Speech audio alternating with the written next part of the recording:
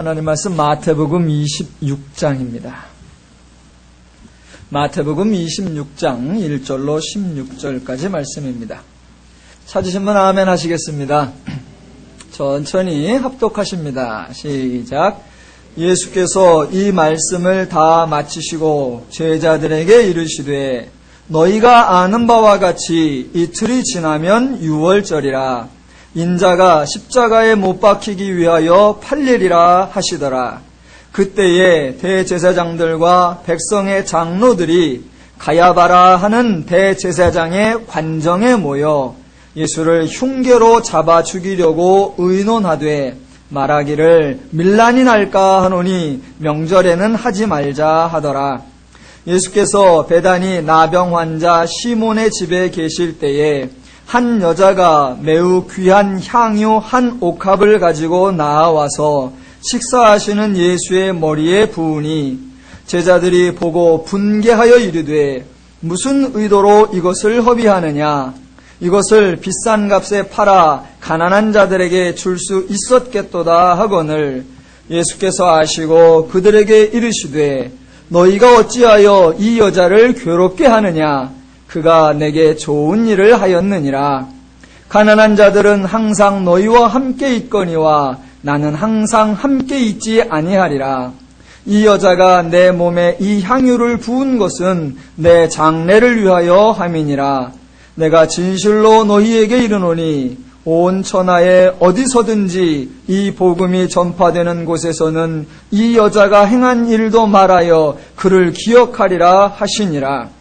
그때에 12 중에 하나인 가롯 유다라 하는 자가 대제사장들에게 가서 말하되 내가 예수를 너희에게 넘겨주리니 얼마를 주려느냐 하니 그들이 은 30을 달아주거늘 그가 그때부터 예수를 넘겨줄 기회를 찾더라.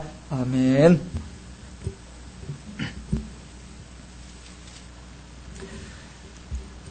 (24장과) (25장과) 연계해서 오늘 (26장이) 전개됩니다.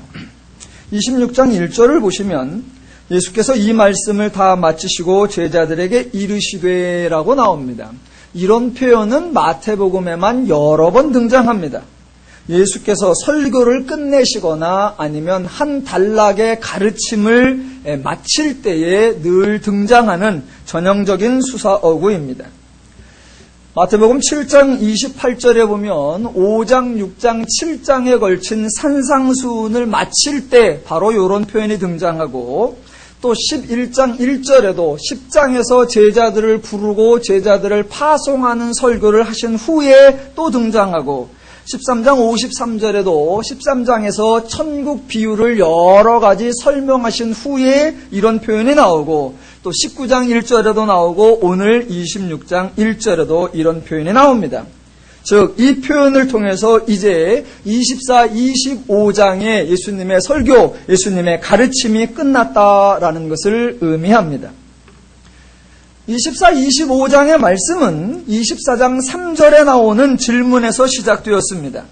예수께서 감람산 위에 앉으셨을 때에 제자들이 조용히 와서 이르되 우리에게 이르소서 어느 때에 이런 일이 있겠사오며 또 주의 임하심과 세상 끝에는 무슨 징조가 있사오리이까? 이렇게 질문이 되었고 그 질문에 대한 대답이 24, 25장이라고들 생각을 합니다. 그러나 그렇지 않습니다. 제자들이 질문한 내용 중에 주의 임하심 또는 세상 끝은 말 그대로 세상의 끝이었습니다. 로마의 압제가 끝나고 이스라엘이 독립되고 해방되는 새로운 세상, 더 나아지는 세상을 기대했습니다. 그러나 예수가 말하는 세상은 죄의 세상입니다. 죄의 압제가 끝나고 성도가 죄에게서 해방되고 죄로부터 독립되는 새로운 존재가 되는 세상을 의미하는 것이었습니다. 그래서 24, 25장은 세상의 기류, 세상의 조짐, 세상의 징조, 세상의 변화를 말하는 것이 아니라 예수님의 십자가 사형을 통한 구원 사역에 대한 설명으로 가득 차 있는 것입니다. 물론 그 설명들을 제자들은 알아듣지 못했습니다. 한 2달간에 걸쳐서 24, 25장을 제가 설교를 했습니다. 혹시 설교를 들으신 분들 가운데 의구심을 가지고 계신 분이 있을지도 모르겠습니다.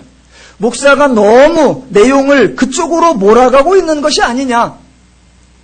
이건 재림에 관한 것이나 또는 말 그대로 세상 끝에 관한 징조를 묻는 질문인데 그것과 무관하게 자꾸 십자가로, 자꾸 하나님의 구원으로 몰아가려고 자기식으로 설명하는 거 아니냐.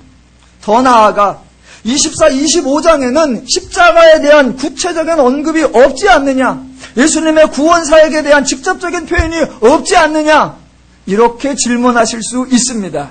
예, 아주 좋은 질문입니다.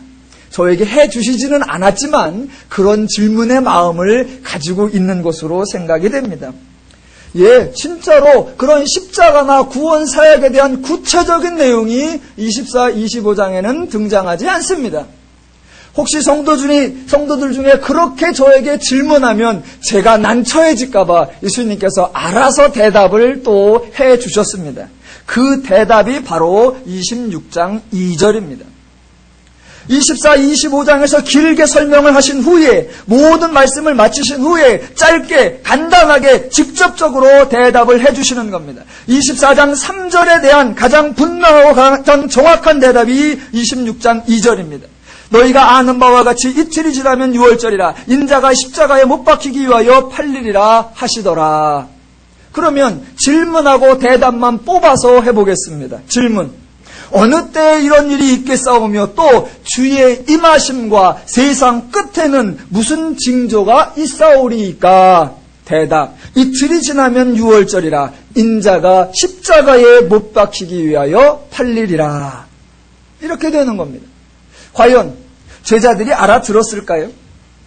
24, 25장을 통해 길게 설명을 했어도 알아듣지 못했고 26장 2절에서 짧게 간결하게 분명하게 대답하여도 알아듣지 못했습니다. 죄의 개념에 꽉 사로잡혀 있는 제자들로서는 하나님의 개념을 가진 예수님의 대답을 알아들을 수가 없었고 죄의 개념을 가진 제자들과 하나님의 개념을 가진 예수님의 대화는 늘 엉뚱맞은 질문과 생뚱맞은 대답으로 일관하게 되어 있습니다. 가끔 성경을 읽으시면서 여러분들 중에 제자들의 심정을 느끼시는 분들이 계실 것입니다. 예수님의 대화를 이렇게 들어보면 속이 확 풀리십니까? 아니면 더 답답해지십니까? 성경을 읽을 때 어떤 분은 가끔 고마운 장면들이 나온다고 생각을 해요. 왜냐하면 내가 딱 물어보고 싶은 거, 나도 정말 알고 싶었던 그걸 제자들이나 아니면 또 관원들이 내 대신 질문을 해줘서 그래 요거 알고 싶었어. 그런 동의를 느끼고 바로 뭐라고 대답이 나오나 궁금해하면서 관심을 가지고 읽을 때가 있습니다. 그래서 읽어봤는데 기대하는 것만큼 답이 시원하지가 않고 내가 예상했던 것처럼 깔끔하지 않아서 확 속이 풀리는 것보단 도리어 답답함이 커질 때가 있을 것입니다. 저와 여러분이 지금 제3자의 입장에서 성경을 읽을 때 그런 느낌이 든다면 정작 예수님과 함께 동행하며 예수님을 마주 대하여 놓고 그런 질문을 하고 엉뚱한 대답을 들을 때에 그들이 얼마나 답답해 했겠습니까? 아마도 제자들은 예수님을 답답해 했을 겁니다. 제대로 대답해 주는 적이 한 번도 없다고 불평했을 수도 있습니다. 그런데 예수님은 생뚱맞은 대답을 한 적이 없고 예수님은 제자들을 답답하게 만든 적이 없습니다. 예수님은 처음부터 지금 26장까지 일관되게 말씀하시고 일관되게 행동하고 계십니다. 예수님은 중간에 바뀐 적이 없습니다. 예수가 무슨 말씀을 하실 것인지, 예수가 무슨 일을 행할 것인지는 예수의 사역 초기부터, 아니 예수의 출생 때부터, 아니 그 이전에 구약에서부터 이미 다 알려져 있었던 것입니다. 예수님은 자신의 사역을 행할 때마다 늘 말씀하시기를 기록하였으되 또는 일렀으되 라고 말씀하십니다. 무슨 말입니까? 자기가 무슨 말을 할지, 자기가 어떻게 행할지 그 모든 일들이 다 기록되어 있었고 다 알려져 있었다는 것입니다. 예수는 원래 계획대로, 원래 의도된 대로 자신이 처음부터 선언해온 그대로 삶을 진행해 오고 계신 것입니다. 예수는 돌출 행동을 한 적이 없고 느닷없이 생뚱맞은 말을 한 적이 한 번도 없다는 것입니다. 그렇다면 예수님과 제자들 중에 답답함을 느껴야 하는 것은 제자들이 아니라 예수님이어야 합니다. 불평해야 하는 사람도 예수이어야 하고 짜증을 내는 사람도 예수이어야 하고 그래서 변하고 바뀌어야 하는 사람도 예수가 아니라 제자들이어야 했단 말입니다. 그런데 제자들은 반대로 예수의 행동을 답답해했고 예수를 불편해했고 예수에 대하여 짜증냈습니다. 변해야 하는 것은 제자들이었지 예수님이 아닙니다. 오늘날도 변해야 하는 것은 인간이지 하나님이 아닙니다. 요즘 장마철입니다. 비가 자주 옵니다. 우리 성도님들 중에 혹 제가 비가 오는 것을 싫어하는 줄로 오해하시는 분도 계실 겁니다. 특별히 금요일 저녁이나 토요일 새벽에 비가 오면 제가 아주 싫어하는 걸로 생각하시는 분도 있습니다. 왜냐하면 토요일 새벽에 제가 집사님들하고 테니스를 치니까 금요일이나 토요일에 비가 오면 그 좋아하는 걸 못해서 혹시 목사님이 금요일 날에는 비가 오지 않도록 토요일은 비가 오지 않도록 기도하지는 않을까? 저는 그런 기도를 해본 적이 없습니다. 비가 오는데 아니 오는 비를 어쩌란 말입니까? 비가 온다. 그럼 어떻게 하면 됩니까? 오게 두는 거예요. 그걸 어떻게 못 오게 합니까? 오는 비를 오지 말라. 하나님이 하시는 일을 어떻게 인간이 하지 말라 그렇게 합니까? 변해야 하는 것은 인간이지 하나님이 아니란 말입니다. 저는 성경에 나오는 제자들하고는 좀 다른 사람입니다. 제자들은 예수님을 답답해했지만 저는 예수님에게 아주 만족한 사람입니다.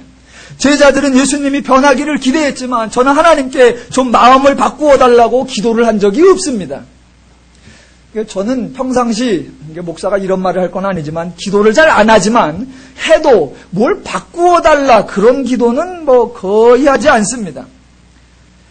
하나님에게 하나님 마음을 바꾸십시오. 하나님 계획을 바꾸십시오. 그런 얘기도 전 안 하고 사람에게도 당신 좀 마음을 바꿔 당신 계획을 바꿔 저는 그런 걸 하지 않습니다.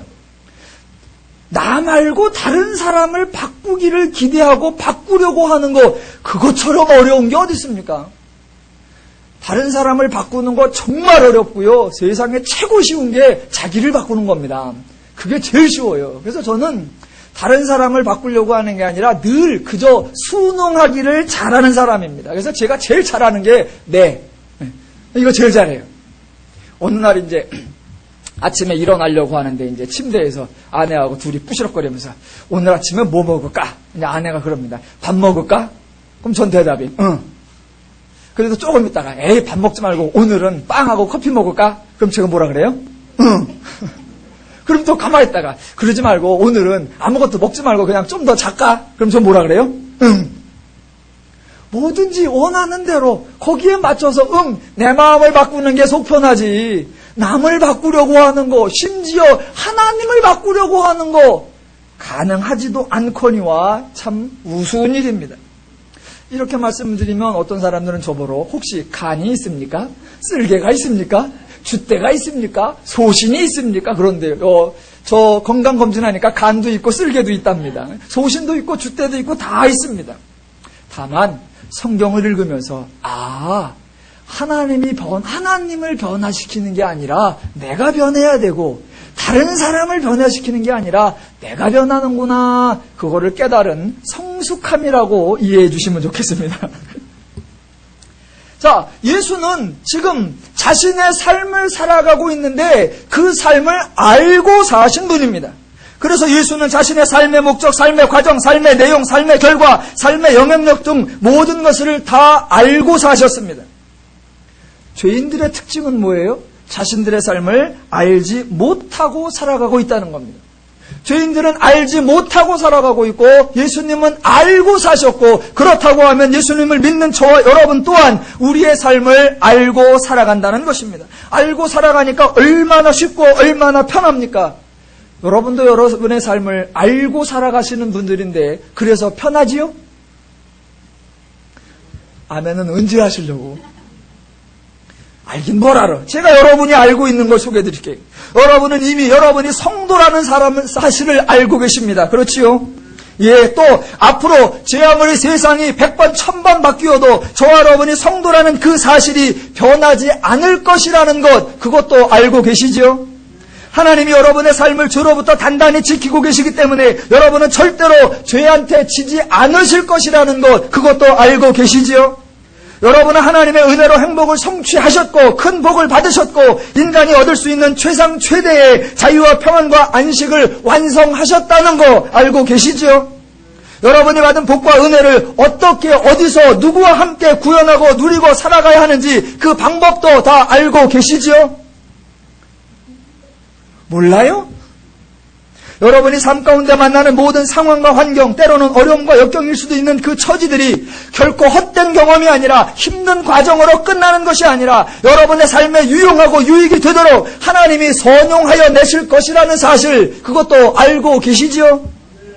문제를 일으키는 건 언제나 나지만 그 내가 일으키는 문제를 통해 하나님은 기어코 그 문제들을 나에게 도움이 되도록 역사하실 거라는 그 사실, 그것도 알고 계시지요? 예. 하나님을 알고 산다는 게 뭐예요? 하나님을 인정하는 겁니다. 아, 하나님이 나를 향하여 내가 행하는 모든 일들을 통하여 나를 선하게, 나를 의롭게, 나를 신나게, 나를 자유롭게, 나를 행복하게 만들어내실 거라는 거, 그걸 알고 사는 것입니다. 예수님은 자신을 알고 사셨습니다. 제자들은 예수님을 몰랐습니다.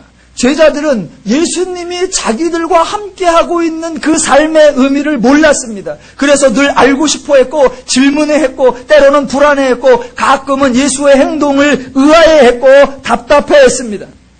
왜? 모르니까. 그러나 예수님은 자신의 삶을 알고 사신 분입니다. 그래서 자신의 사역을 힘들어하지 않았고 자신의 삶을 억울해하지 않았고 사람들의 반응에 대해서도 분해하지 않았고 괜한 희망에 들떠있지도 않았고 괜한 절망에 낙심하지도 않았습니다. 왜? 자신의 삶을 알고 살아가는 분이었기 때문에. 그래서 의연하고 당당하게 그리고 평안하고 자유롭게 자신의 삶을 살아가셨던 것입니다.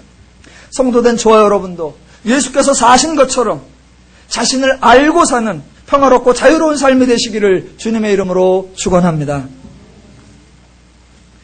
질문과 대답에 대한 얘기를 마치고 오늘 본문에 등장하는 인물들을 살펴보겠습니다. 오늘 본문에는 세 그룹의 사람들이 등장합니다. 1절로 5절에 대제사장들과 백성의 장로들이 등장하고 6절부터 13절에 한 여인이 등장하고 14절부터 16절에 유다가 등장하고 또 전체적으로 예수와 제자들이 등장합니다. 세 그룹의 인물들이 등장한다고 해서 세 가지 행동의 양상이 나타나는 것은 아닙니다. 아무리 다양한 그룹이 등장할지라도 모든 인간은 죄인이라고 하는 동질성을 가지고 있기 때문에 그들은 한 가지 원리, 즉 죄의 원리에 입각하여 다양한 행동을 할 뿐입니다. 그래서 오늘은 각각 사람들을 비교하는 것이 아니라 그 다양한 행동 속에 담겨있는 죄인의 원리와 그들과는 다른 예수의 행동, 하나님의 반응을 비교해서 살펴보겠습니다. 3절. 그때에 대제사장들과 백성의 장로들이 가야바라 하는 대제사장의 관정에 모여 예수를 흉계로 잡아 죽이려고 의논하되 말하기를 밀란이 날까 하노니 명절에는 하지 말자 하더라. 이 사람들이 왜 이랬을까요?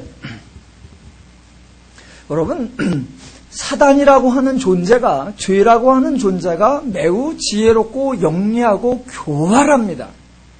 그러니까 우리가 사단의 말, 사단의 원리들을 잘 분석해내야 됩니다. 근데 우리가 사단에게 늘 속아 넘어갈 때가 많습니다. 하나 예를 들어보겠습니다. 여러분, 인간의 최대의 목적이 뭐예요? 갑자기 인간들의 목적이 뭘까? 그런 생각을 하지 마시고 자기 얘기를 하시라니까. 예. 여러분의 최고의 목적이 뭡니까? 예, 행복입니다. 인간의 행복보다 우선하는 것은 없습니다. 인간의 최고의 목적, 최고의 소원, 행복이고 더 나아가 하나님의 최고의 목적이 뭐냐? 인간의 행복입니다. 자, 죄인들에게, 하나님을 안 믿는 죄인들에게 가서 물어봅니다. 아, 당신의 소원이 뭡니까? 물어보면 죄인들이 가장 일반적으로 대답하는 거, 예, 행복하게 사는 겁니다 라고 합니다. 예, 그거 솔직한 대답이고 바른 대답이고 옳은 대답입니다.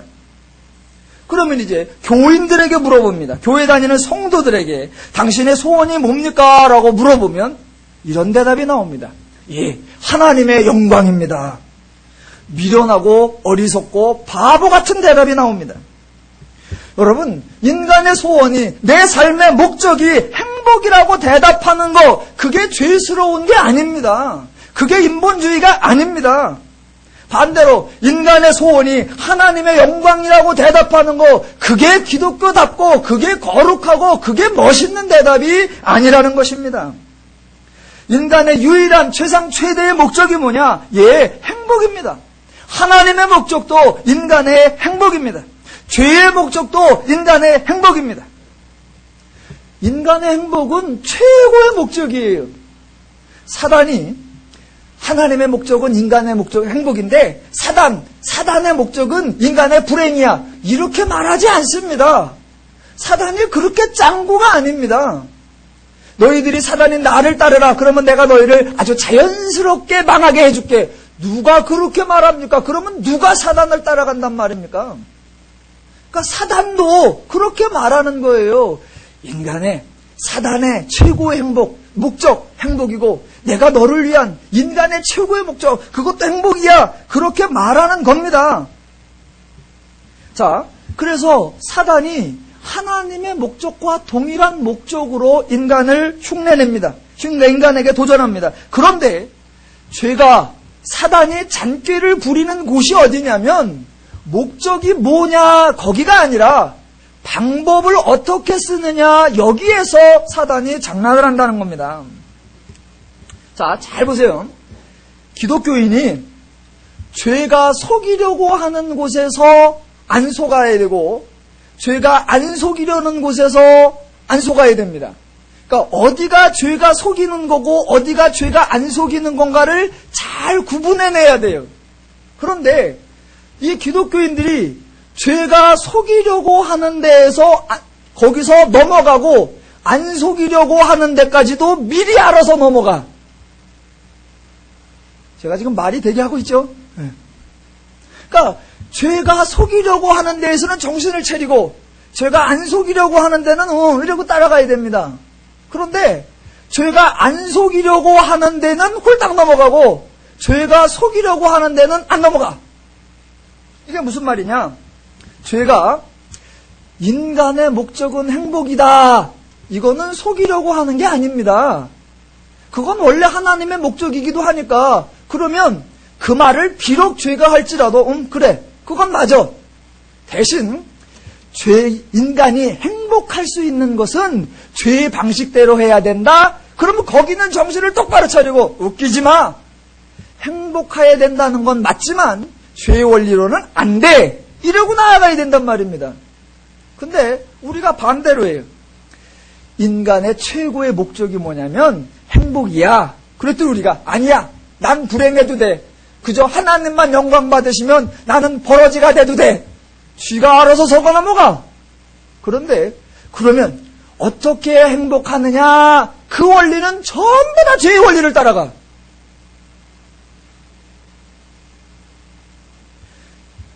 내 얘기는 아니지요? 그런 표정들인데. 아니요. 잘 보세요.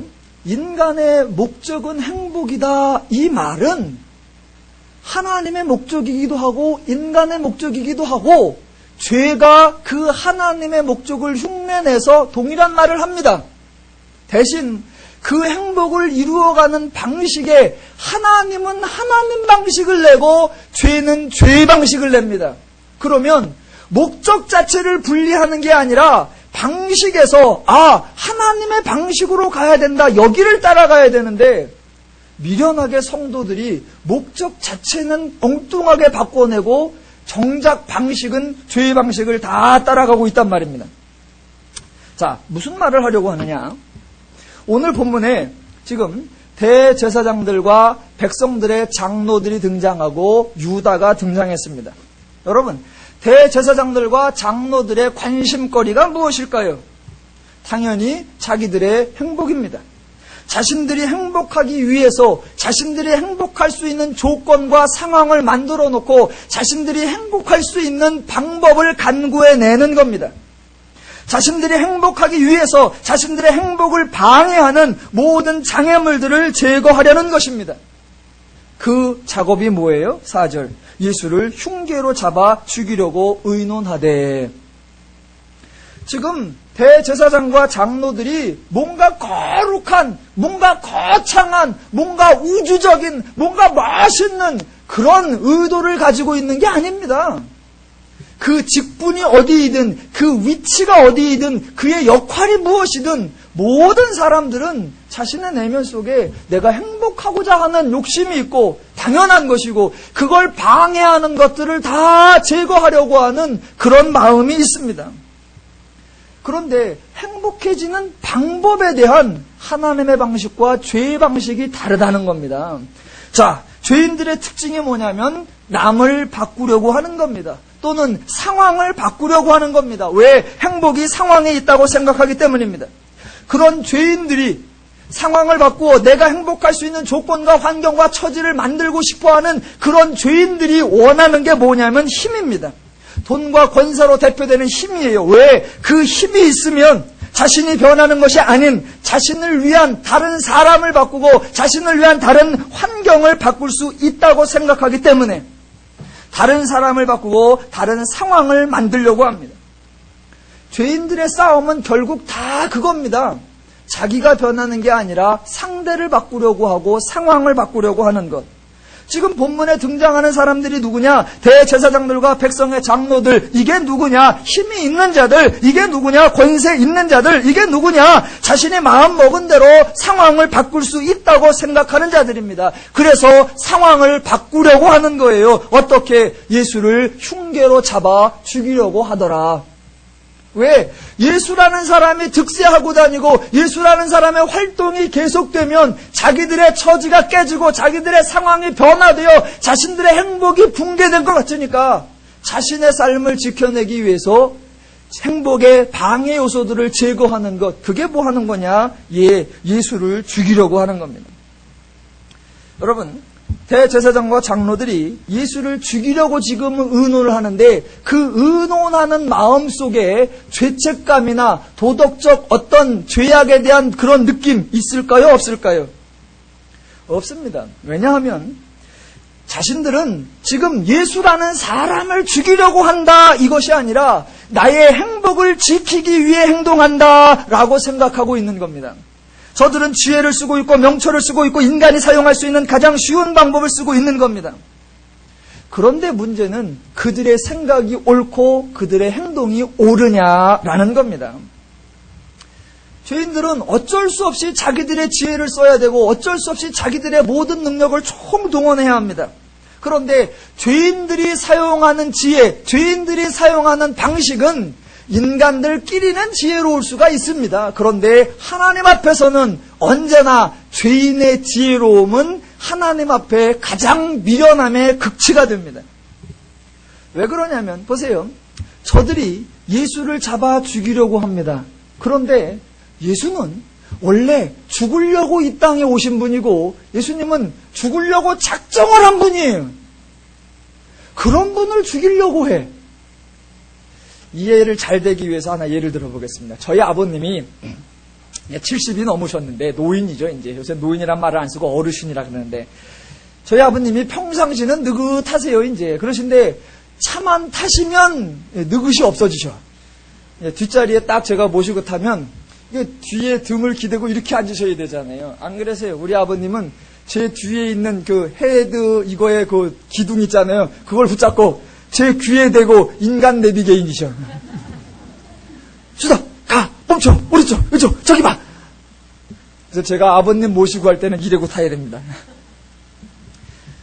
자, 그 아버님이 가장 불안해하는 게 뭐냐면 저희 아버님이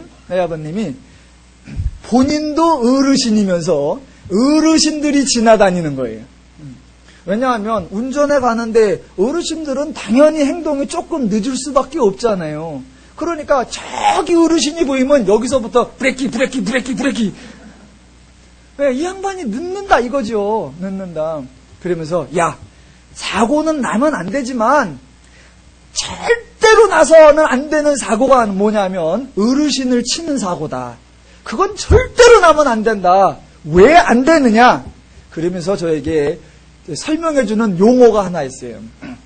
어르신을 사고 내는 건 뭐 하는 거냐? 저희 아버님 표현대로 송장치고 살인내는 거. 저는 처음에 그 말을 못 알아들었어요. 살인내고 송장치는 거, 그래야 말이 맞잖아요. 근데 저희 아버님 표현에 의하면 송장치고 살인내는 거래. 어차피 그 어르신은 살 만큼 다 사셔서 이제 거반 송장 같은 건데 그걸 쳐서 보상금을 물어주고 잘못하면 감옥에 가고 여차저차 하는 거, 그게 얼마나 어리석은 거냐. 그러니까 어르신을 인사사고 내는 건 송장치고 살인내는 거다. 저희 아버님 표현입니다. 보세요. 지금 예수는 애당초 죽으려고 왔고 죽으려고 애쓰시는 분이고 곧 며칠 있다 죽으실 거예요. 그런데 자기들이 모여서 예수를 죽이려고 의논하고 계획하는 거, 송장치고 살인내기 대음모입니다, 이게.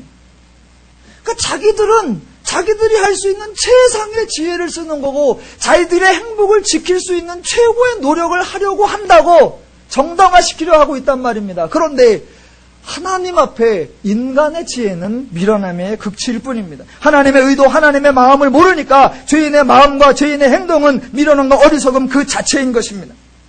죄인들의 특징은 남을 바꾸려고 하는 겁니다. 예, 그런데 하나님의 뜻도 사람을 바꾸려고 하는 거예요. 보세요. 그러니까 목적 자체가 아니라 방법이 다르다는 걸 생각을 하셔야 됩니다. 죄인들만 사람을 바꾸려고 하는 게 아니라 하나님도 사람을 바꾸려고 해요. 죄인을 의인으로 바꾸고 죄의 자녀를 하나님의 자녀로 바꾸고 지금 죄의 종을 하나님의 거룩한 종으로 바꾸려고 하고 하나님도 사람을 바꾸려고 하는데 그 방식이 다르단 말입니다. 어떻게? 죄는 아무것도 안 해줘. 그런데 하나님은 그 사람을 바꾸기 위해서 하나님이 죽는 겁니다. 사람을 바꿔주기 위해서 죄인을 의인으로, 죄의 자녀를 하나님의 자녀로 존재를 바꿔주기 위해서 하나님이 강림하시고 그 하나님이 죽으시는 거예요.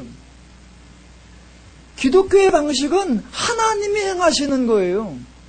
죄인의 방식은 내가 행해서 저 사람을 죽여버리는 거예요. 아니요. 하나님의 방식은 나의 행복을 위해서 하나님이 죽으시는 거예요. 하나님이 일하시는 거예요. 하나님이 수고하는 거예요. 그리고 나를 행복하게 만드는 거예요.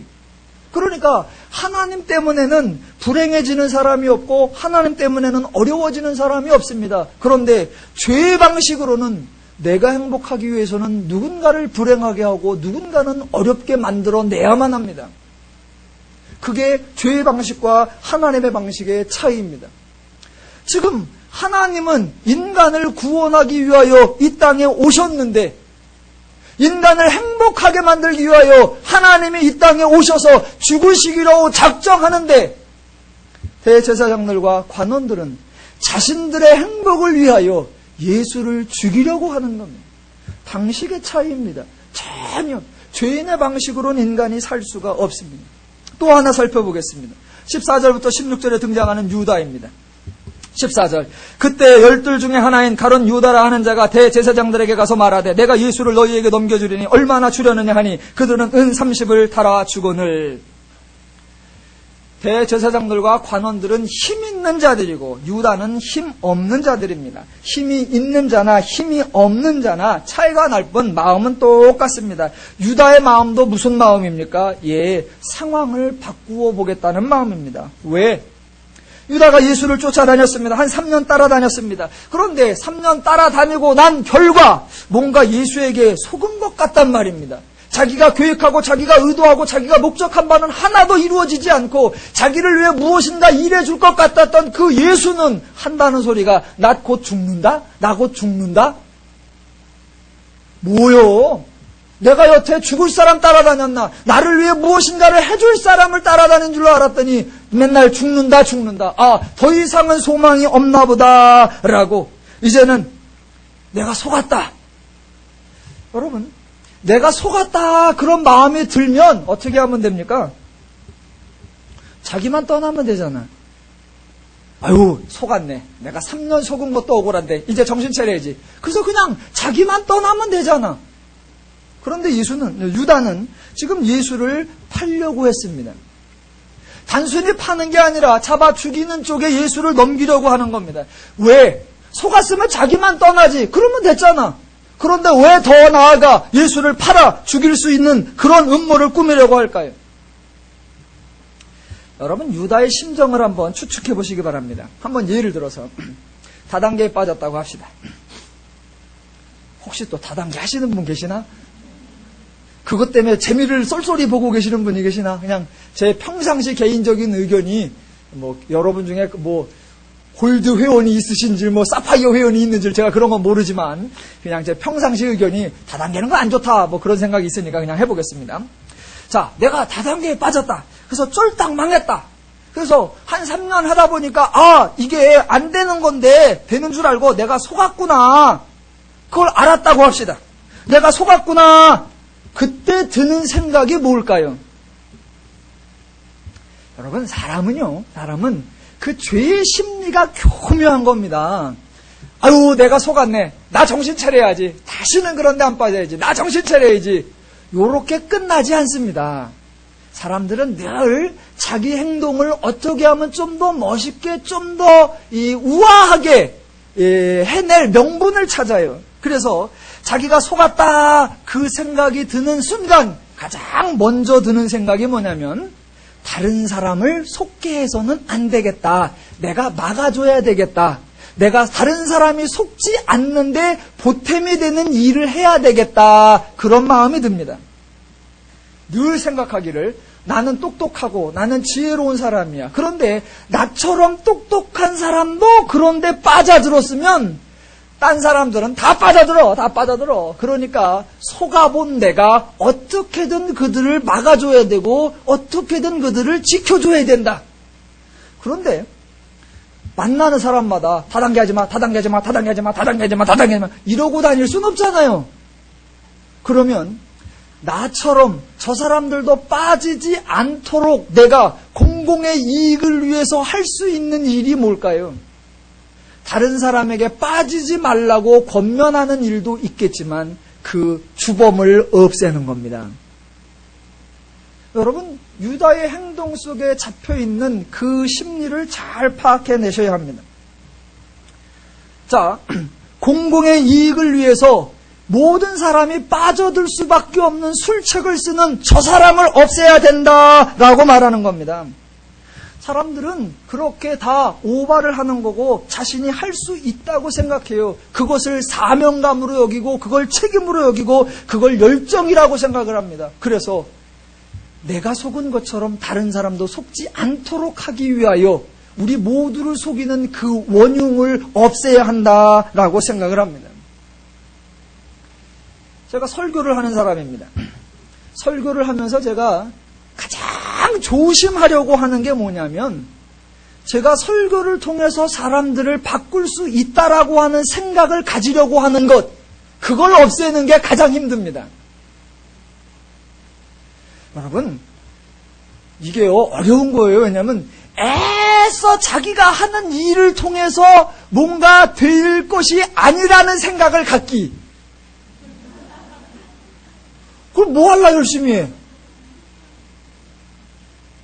열심을 내는 건 그 열심을 통해서, 그 수고를 통해서, 그 헌신을 통해서 뭔가를 만들어낼 기대를 가지고 하는 건데, 저는 제일 무서운 게 뭐냐면 내가 설교를 잘해서 말씀을 잘 가르쳐서 저들이 변화되고 깨닫고 성숙돼질 거라는 기대를 갖는 것을 버리기.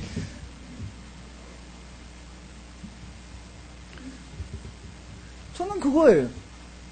그래서 모든 것 중에, 교회 활동 중에 유독 오직 설교 하나, 오직 성경 공부 하나에 몰두하는 이유는 뭐냐면 제 말로 안 되고 어떤 프로그램으로 안 되고 어떤 행사로 안 되고 어떤 열정으로 안 되고 사람을 변화시킬 수 있는 유일한 것은 오직 하나, 하나님의 말씀뿐이다. 그래서 그 말씀을 전달하는 것, 그거 하나예요. 뭐 저희 교회 다른 게 없습니다. 물론 그렇게 거창한 거 하나님 말씀 빼고 소소한 것도 있어야 되지 않느냐, 예, 인정을 합니다. 근데 소소한 감동은 금세 받았다, 금세 없어지고, 금세 좋다 그러다 금세 싫어지고, 예, 저 인정합니다. 그거 정말 중요해요. 그런데 그걸로 뭐가 되는 게 아니더라고요. 그죠? 하나님 말씀의 능력이 있고 하나님 말씀만이 사람을 변화시키는 거면 제가 할 수 있는 유일한 일이라는 건 내 열정, 내 헌신, 내 수고 이런 얘기가 아니라 그저 그 하나님 말씀 그 자체를 전달하고 그 하나님 말씀 그 자체를 선포하는 것, 그 이상이 없다. 그래서 하나님 말씀을 선포하는 거고, 그래서 하나님 말씀을 가르치는 겁니다. 보세요. 지금 앞에 등장하는 제사장들과 백성들의 장로들, 그들은 힘이 있는 자들이었습니다. 힘이 있는 자들이 사용하는 방식은 자신들이 계획하고 자신들이 추진하는 겁니다. 왜? 그럴 힘이 있으니까. 그런데 그럴 힘이 없는 사람이 할 수 있는 방식이 뭡니까? 힘 있는 사람에게 부탁하는 겁니다. 유다는 그럴 힘이 없어요. 그러니까 그럴 힘이 있는 사람에게 예수를 팔아 넘기는 거예요. 오늘 본문은 죄인들의 전형적인 모습을 다 보여주는 겁니다. 강자들의 방식, 예수를 흉계로 잡아 죽이려고 하는 것. 약자들의 방식, 예수를 넘겨주어 팔아먹는 것. 민중들로 하여금 자신처럼 속지 않게 하려고 하는 유다의 의로운 마음과 행동도 사실은 미련함의 극치입니다. 왜? 어차피 예수는 죽으러 오신 분이었고 곧 죽으실 분이었기 때문에. 그러니까 지금 대제사장들과 장로들이 하는 행동이나 유다가 하는 행동이나 자신들의 행복과 목적을 위하여 죄의 방식을 쓰고 있는 동일한 것입니다. 한 사람 더 보겠습니다. 6절. 예수께서 베다니 나병 환자 시몬의 집에 계실 때에, 본문에는 나병 환자라고 나와 있는데 학자들이 연구하기에 아마 나병 환자였다가 치유를 받은 사람이라고 생각을 합니다. 왜냐하면 아직도 나병 환자라고 하면 그들과 사람들이 함께 어울릴 수 없습니다. 그런데 예수가 갔고 제자들이 갔고 여인이 나와갖고 식사를 같이 하고 있었다라는 건 이미 나병 환자였다가 치유를 받은 상태, 그래서 사람들과 함께 어울리는 것이 용납된 상태라고 생각을 합니다. 여하튼 그 집에 예수께서 계셨습니다. 하나님의 본질을 가장 잘 설명해 주는 겁니다. 하나님이 인간에게 오셨고 그 인간 중에 버림받고 약한 자들에게 가시는 것. 7절. 한 여자가 매우 귀한 향유 한 옥합을 가지고 나와서 식사하시는 예수의 머리에 부으니. 왜 부었을까요? 자, 한 여자가 나와서 자신이 가지고 있던 향유 한 옥합을 예수의 머리에 부었습니다. 왜 부었을까요? 왜 부었을까요? 대답을 해보세요. 정답은 모르죠, 뭐. 아무 말도 안 나왔으니까 모릅니다. 예. 근데 이제 이런 본문들을 유추해내는 게 이제 학자들의 역할이죠. 이 여자가 누구냐? 모르죠. 그런데 대체적으로 지금 학자들이 생각하기엔 나사로의 누이였을 것이다 라고 합니다. 만약 그렇다고 하면, 나사로의 누이였다라고 하면 자기 죽은 오라비를 살려낸 것을 감사해서 자신이 표현할 수 있는 방식으로 자신의 감사를 지금 나타내고 있는 것이라고 생각을 합니다. 자, 이 여인이 향유 한 옥합을 갖다가 예수의 머리에 부었습니다. 이 여인이 한 행동은 예수를 위한 것이었을까요? 이 여인이 한 행동은 예수의 장례를 위한 행동이었을까요? 너무 쉽게 그렇다고 생각을 하지 마십시오. 여러분, 사람은, 죄인은 다른 사람을 위한 행동을 하지 못합니다. 다른 사람을 위한다라는 말 속에는 전부 다 자기 목적에 들어가 있지 순수하게 다른 사람을 위해 줄 수 있는 그런 죄인은 없습니다. 없습니다. 지금 이 여인은 나름대로 자기가 하고 싶은 걸 하는 거예요.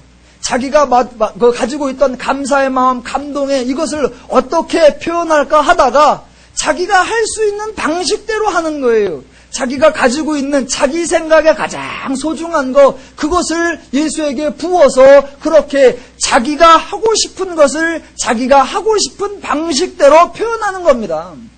절대로 예수를 위한 무엇이 아니에요. 보세요. 멀쩡히 살아있는 사람에게 예수가 곧 십자가를 진다, 그게 무슨 말인지 못 알아듣고 있는 사람이 가서 당신의 장례를 위해서 붓니다 라고 붓는 그게 행동이 가능합니까? 제가 여러분들에게 멀쩡하게 여러분을 위해서 드립니다, 윤달이니까 귀한 겁니다 라고 수의 하나씩 드리면 기뻐하시겠습니까?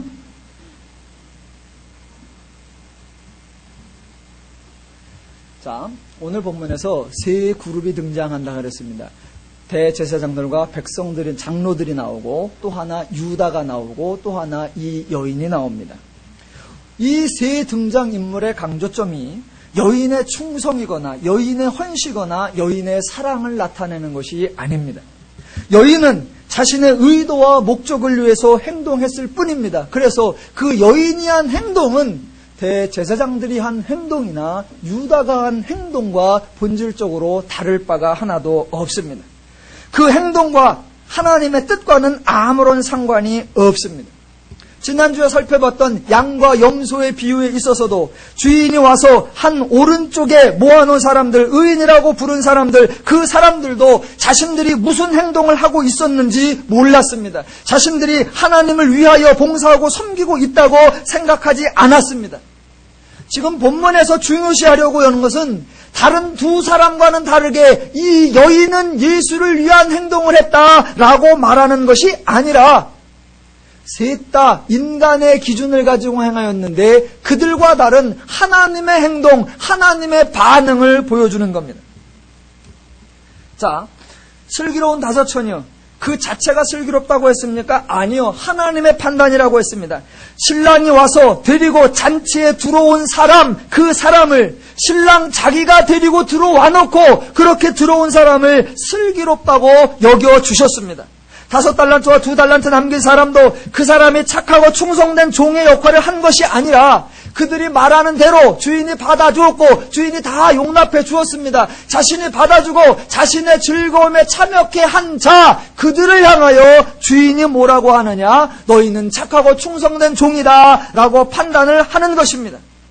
모두 이 여인도 자기가 하고 싶은 것을 행했습니다. 그런데 자신이 행하고 싶은 대로 한 그 여인의 행동을 예수께서 나를 위해서 했다라고 여겨주시는 것이고 예수께서 내 장래를 위하여 행함이라 라고 여겨주신다는 것, 그것이 포인트입니다. 다시 한번 말합니다. 오늘 본문은 대제사장들과 여인을 대조하는 것이 아니고 유다와 여인을 대조하는 것이 아니고 모든 죄인들과 예수님을 대조하는 것입니다. 죄인들은 모두 자신의 행동을 합리화시킬 뿐이고 남을 해롭게 하는 자신의 행동마저도 정당화시킵니다. 그러나 예수님은 남의 행동까지도 정당화시켜 주시는 분입니다. 죄인들은 자신의 행동을 정당화시키고 남을 해롭게 하는 행동까지도 정당화시키려고 하는 죄인들의 방식에 비해 하나님은 자신과 무관한 방식까지도 그 사람을 정당화시켜 주려고 하는 것, 그게 하나님의 의도요, 그게 하나님의 마음이요, 그게 하나님의 원리라고 하는 것입니다. 지금 성경은 이 여인이 다른 사람들과 다르게 하나님을 위했고 장례를 준비했고 예수가 어떤 분을 알아차려서 예수를 예수답게 대접했다, 그 여인을 강조하려는 것이 아니라 인간을 구원하시기 위하여, 인간에게 은혜를 주시기 위하여, 인간을 복주시기 위하여 하나님과 무관한 행동마저도 하나님을 위한 것으로, 하나님의 뜻과 다른 것일지라도 하나님을 향한 것이라고, 하나님의 목적과 합한 것이라고 여겨주시고 용납해 주시고 수용해 주시고 인정해 주시려고 하는 그 하나님의 의도, 하나님의 원리, 하나님의 방식을 우리에게 알려주시는 겁니다. 저와 여러분이 어떻게 하나님의 자녀가 되었습니까? 오늘날 우리도 마찬가지입니다.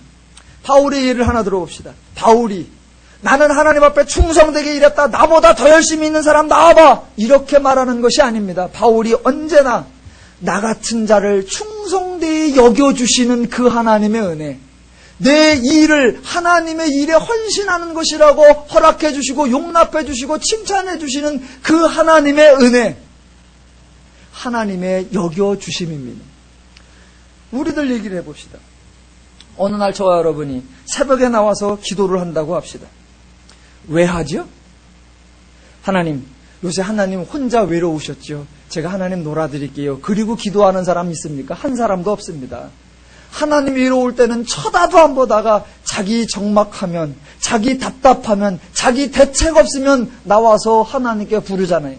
나 급하다고, 나 절박하다고, 내 필요 때문에 나오잖아요. 그런데 내 필요 때문에 내 목적 가지고 나왔을 때 하나님이 뭐라고 그러십니까? 네가 나를 찾아와 주었구나. 네가 나를 기억해 주었구나. 네가 나를 만나러 왔구나. 네가 나와 교제하러 왔구나.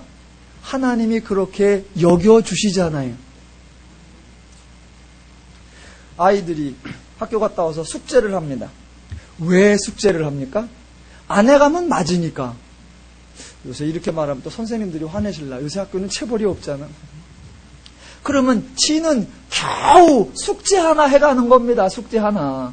뻔히 알죠. 그걸 알면서도 애비인 제가 나갔다 들어오면 숙제하고 있으면 가서 뭐라 그럽니까? 우리 아들 다 컸네. 이제 지가 지공부도 할 줄 알고 지 장래를 위해서 이렇게 만들어갈 줄 알고 아이고 애비를 기쁘게 할 줄도 알고 어머 여겨주는 거잖아요. 여겨주는 거.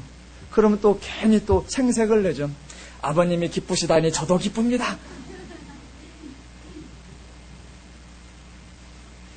대제사장들이나 유다나 여인이나 모두 인간의 목적과 인간의 방법으로 자신을 위해서 일했을 뿐입니다. 그러나 그 모든 것을 하나님이 받아주시고 하나님을 위한 것으로 여겨주셔서 내가 나를 사랑하는 너희를 구원하고 나를 사랑하는 너희를 은혜 주고 복 주기 위하여 왔고 내가 죽어 너희를 구원할 것이다 라고 생각하시며 행동하시는 그 하나님의 마음이 오늘날 우리를 존재케 한 것입니다.